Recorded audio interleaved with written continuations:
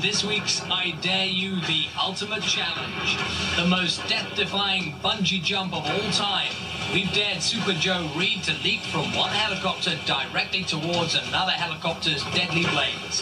Can he do it without being ripped to shreds? Plus, stunt driver Spanky Spangler attempts to rocket through a 21-ton pyramid of bone-crushing steel. And it's terror in the sky when a jumper's bungee cord snaps in midair. All tonight on I Dare You, the Ultimate Challenge. Bungee jumping, the ultimate thrill ride. It's putting your life on the line, all for the sake of an adrenaline rush. And now this sport is being taken to a dangerous extreme. But even these daredevils wouldn't dare to attempt what you're about to see tonight. Here's what's going on at the El Dorado dry lake bed in the Mojave Desert. Daredevil Super Joe Reed has accepted our challenge to do the unthinkable, to bungee jump towards the whirling blades of a helicopter. Here's what will happen. First, we start with two A-Star helicopters. One will be on the ground with its 3 propellers rotating at top speed. The other helicopter will be hovering directly above at an altitude of 200 feet. Super Joe will be aboard that helicopter attached to a 160-foot bungee cord. He'll jump out of the helicopter and plunge straight down towards those razor-sharp blades. If all goes as planned, the bungee cord will snap back in time, preventing Joe from being torn to shreds. To make sure that all the equipment is fully checked out, the stunt crew perform a series of jumps from a crane. One reason for the tests is that the bungee cord has to be warmed up to achieve the maximum performance. On this final test from the helicopter, the crew is using a stack of weights, 167 pounds of them to be exact. This is Joe's body weight, plus 7 pounds for his clothes and camera equipment. And there it goes. The stunt coordinators will now make some final adjustments to the bungee cord to stop Joe getting shredded in those fast-flying helicopter blades. It's an extremely dangerous stunt and it's never been tried before. So who would be daring enough to take the bungee jump from hell? Let's meet Super Joe Reed, the only man brave enough to try. Ever since he was a boy, Super Joe Reed has lived for danger. Anytime I saw anybody take a dare and do something, the first thing I thought was, I can outdo that guy. I can outdo that girl. I can outdo everybody. While his father was stationed in Vietnam, young Joe began performing dangerous stunts. I was really kind of focusing subconsciously, I believe, and trying to get his attention that when he did come back in between tours, he might think he might need to stick around and straighten me out. So I was trying to get his attention every time I jumped off a ramp on a motorcycle. Since then, Joe's captured everyone's attention as one of the world's top daredevils. If I'm going to go out, I'm going to go out in a blaze of glory, doing a world record stunt in front of the world. You might be surprised to learn that Super Joe also has a day job delivering overnight packages, but he enjoys leading a double life.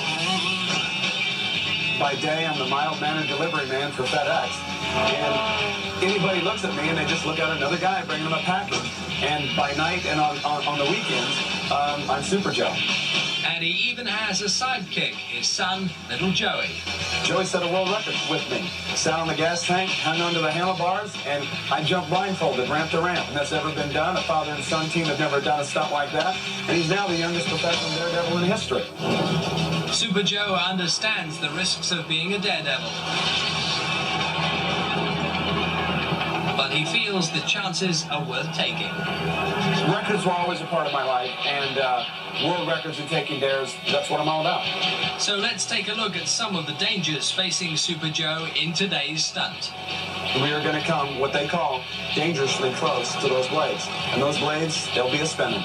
Anything goes wrong, any bungee cord shreds, something gives up on the connectors, this will be my last interview. And how does Super Joe's wife, Jennifer, feel? I get concerned, but Joe is very much safety oriented, and he's really, that safety first is his key. He is not going to perform something he does not know is going to go well. Our crew members on the ground face danger as well. Crew Chief Barry Edwards holds a safety meeting. The number one thing you guys can do as a group is stay grouped up during these operations. If we have something go wrong, we can go where you are not. Right, that's very important. But if we have people spread out, that kind of cuts down on the places that potentially the pilot could try and set the aircraft down. Everyone is aware of the extreme dangers of this stunt, but none more so than Super Joe himself. No one has ever tried this anywhere in the world before. If my body makes contact with the helicopter blades, my body would be ripped to shreds. Not much different than in a Cuisinart, putting any kind of food in a food processor. This is extremely, extremely dangerous, and I wouldn't want to see anybody anywhere in the world that watches this program to try to copy this. That's good advice from Super Joe Reed, who's about to make the terrifying plunge towards those razor-sharp helicopter blades. Our reporter Connie Willis is with Joe near his helicopter. I'm with Super Joe Reed right now. You're all set, ready to go? All set, ready to go. The world can watch. We're going to do something that was right up to now been impossible. No one could ever imagine this with me. We're going to do stunts like this in the future, too. Incredible, unbelievable, and I'll be the first daredevil in the world to ever try it. Super Joe is now ready to take the bungee jump of his life. While the helicopter climbs up to the jumping altitude of 200 feet, let's take a look at another bungee jump that nearly cost one thrill seeker his life.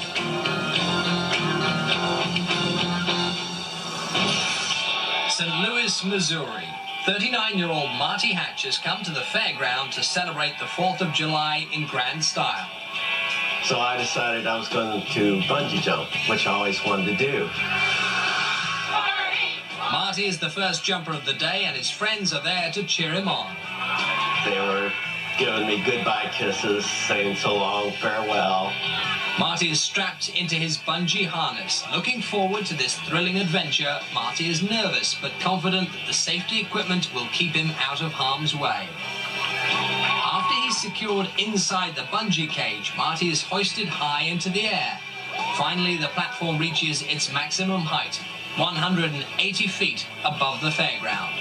I seen how high it really was, and I thought, why did I do this? Marty gets last-minute instructions from the safety crew and steps to the edge of the platform. The jump master told me to move to the edge of the cage and jump on his instructions at the count of 3. Marty jumps, but then disaster.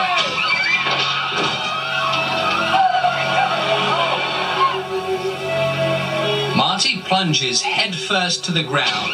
The cord malfunctions, sending him into a horrifying freefall. I realized I was in trouble when I felt something hit my legs and knew that I was starting to spin out of control. Incredibly, Marty manages to land on a corner of the airbag, but directly on top of the rigging. As I was falling, the cable came off the hook. It hit me in midair, passed me, and actually landed on the bag before I did. Friends and paramedics rush to Marty's side. He's conscious, but not moving. I checked to see if everything, the legs and arms were pointed in the right direction, and then I could move them. Then my next thought was, my friends, they must think I've died. I need to get up and tell them that I'm okay. Marty suffers serious injuries to his back and neck, but he knows it could have been much worse. If I would have hit the airbag head first, I would not be here today. But luckily I hit it feet first. An investigation reveals that this terrifying accident could have been prevented. They forgot to hook up the safety latch of the bungee cord to the crane, which caused the cable to pop off when it extended. Marty's quest for the ultimate thrill nearly cost him his life, and that's a chance he won't take again. My mom said that I had 9 lives, and that I used 7 that day.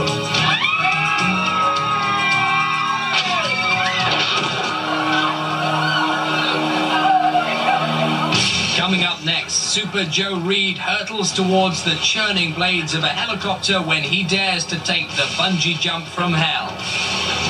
as Spanky Spangler tries to blast through a 30-ton pyramid of cars. Plus, Daredevil's life hangs by a thread 3,000 feet above the ground. When I Dare You, the ultimate challenge continues.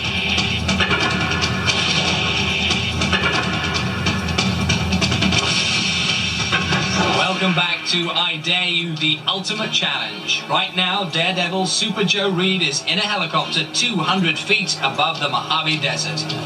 He's positioned himself out on the skid, and in just moments from now, he'll jump straight down towards the rotating blades of a second helicopter that's directly beneath him. There's his wife and son, Super Joey, watching nervously from the ground.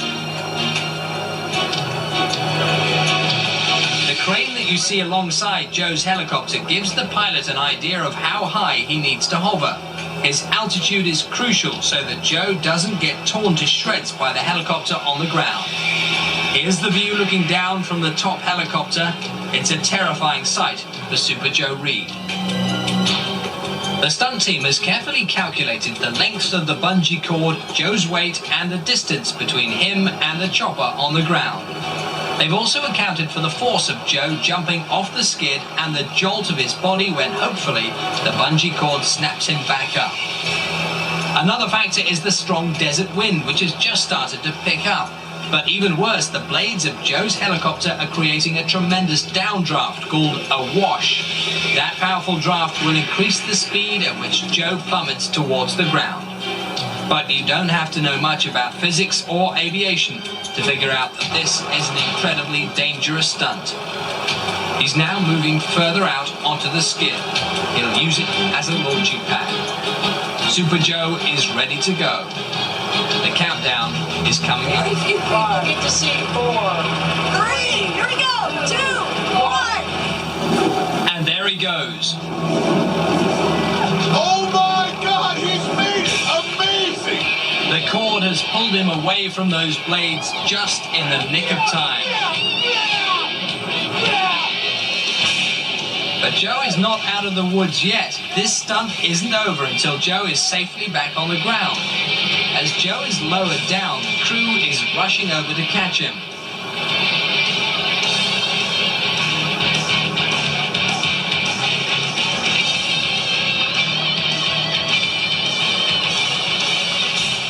And there he is on the ground. Super Joe Reed survives the world's most dangerous bungee jump. So let's take another look at that incredible jump. Here it is in slow motion. Joe's freefall lasted only a few terrifying seconds, but to him it must have seemed like an eternity as he comes within feet of those deadly blades. All of the careful planning and calculation has paid off. How you doing? On top of the world, here comes Jennifer and my son, Super Joey. Everything worked out okay for you? Perfect. I've hired the best in the world. Now maybe I am the best in the world. I don't know. Do you like that? Where's Joey? This is his wife. This is little Super Joey. You did a great. Did you see your dad? Did you like that? How'd he do, Mom? You did great. Who's the best daredevil in the world? You. What's my name? Super Joe. Well, little Joey could just be right. Here's the stunt again. Look at that amazing jump. There aren't many people in the world with the nerve to try this, but Super Joe pulls it off, and it's picture perfect. Super Joe Reed, tell me step by step how it went for you. Standing out on that skid, looking down at the other helicopter blades turning. I'm the first one in the world to ever see that sight. It's thrilling. I like this work. I love this work. I looked down. They were giving me the 5 count. I counted out loud myself. On 1, I go. I put my hands out straight out like that.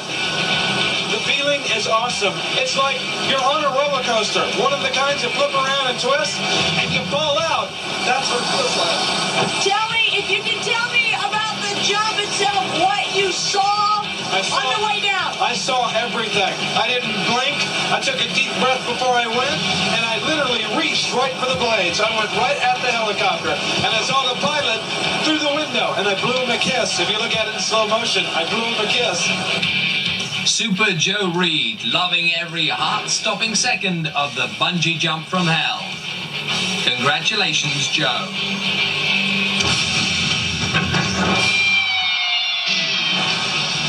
Daredevil Spanky Spangler has performed some of the most outlandish stunts ever created.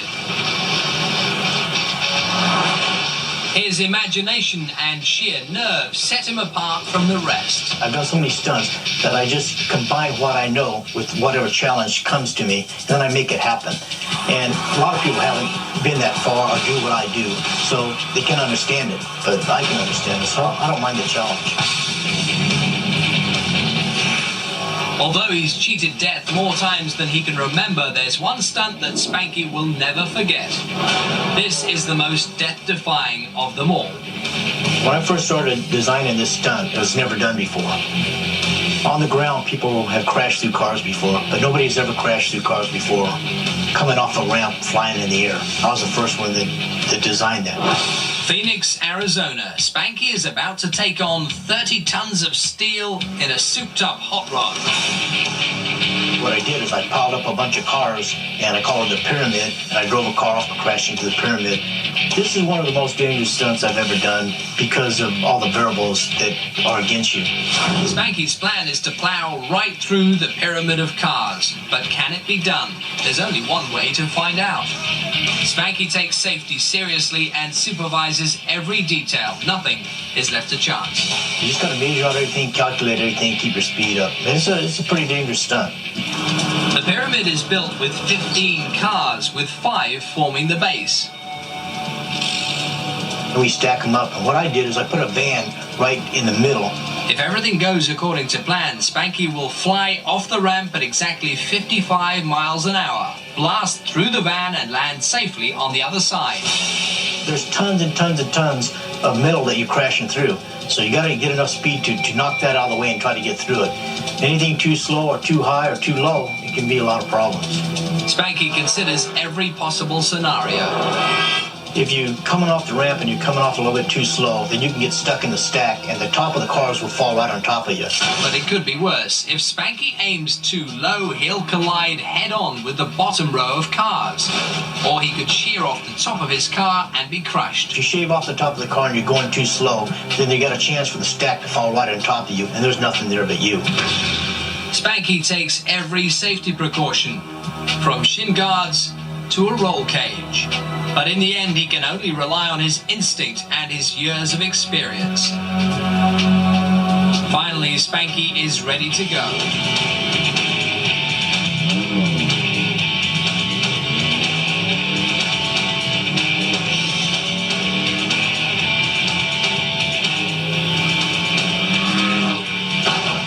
But he's gone through the stack too high. It was a pretty rough ride. I went through the stack, but it cut the top of my roof off. So what happened is I went in a hard top and came out a convertible. Spanky's crew rushes to the car, fearing the worst, but incredibly, he's alive.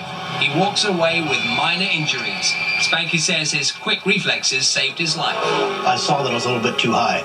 I laid down in the front seat, and it cut the top of the car off right above the steering wheel all the way off the back, so the car's only missed me by a few inches.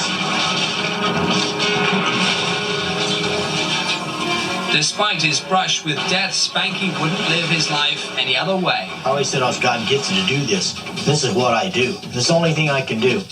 You know, I used to get a lot of adrenaline when I was doing stunts. I don't anymore. I look at it as a job.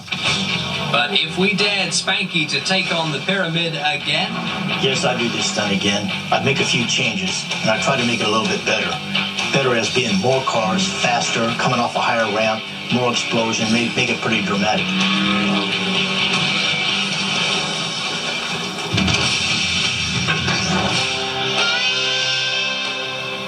Imagine yourself almost 3,000 feet in the air.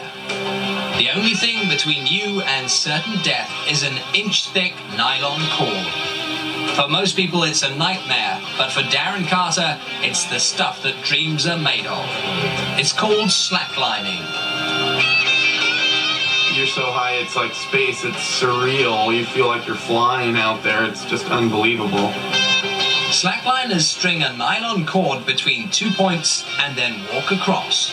It requires tremendous agility, flawless balance, and intense concentration. I have the skill of a dancer, the mindset of a ninja or samurai.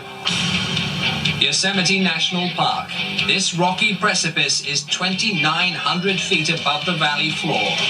Here, Darren can focus on only one thing, keeping his balance. Your concentration level is just through the roof.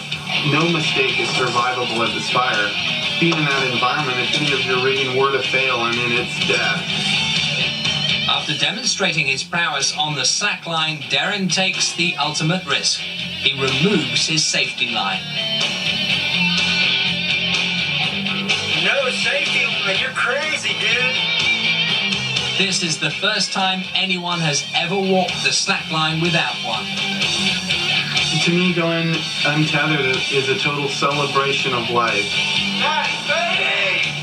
But one wrong move and this celebration of life will almost certainly end in tragedy. Incredibly, this sure-footed daredevil makes it safely across the chasm. For Darren Carter, slacklining is not just a sport, it's a spiritual quest. I like it!